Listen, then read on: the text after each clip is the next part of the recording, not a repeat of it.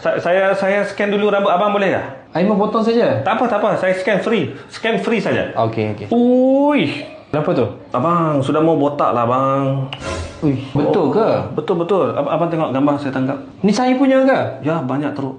Bukan orang lain punya? Bukan, gambar abang. Saya tak ada ambil itu internet punya gambar. Ya ke? Abang kalau lama biar, nanti kepala sudah botak, abang mau kena pakai itu kapet. Kenapa kapet?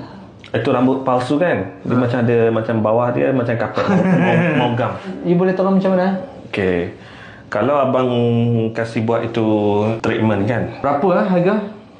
Bang, kita selalu murah-murah saja. Saya kasih package sama abang 399. Campur potong 400 setengah. Ui. Saya bawa RM60 je. Abang mau botak nanti bila abang botak tanam rambut nanti lagi mahal, kena puluh ribu bang. Ui. Puluh ribu. Kawan saya ada betul ke? tanam dia ambil itu bulu mana, bulu tangan, bulu ketiak kan. Tak tahu Bulu ketiak pun ada. Tak tahu. Dia taruh atas kepala sudah kena puluh ribu baru ni. Banyak mahal lah. Tapi abang, saya kasih package ini hari saja. Abang ambil 5 package, saya bagi abang 1,800. Sama, banyak mahal. Murah. Saya buat sekarang. Tak mau lah. Abang mau pergi mana? Abang. Kalau ini macam I pakai shampoo sajalah. Bang. Hayo, mana itu customer? Sudah lari mana?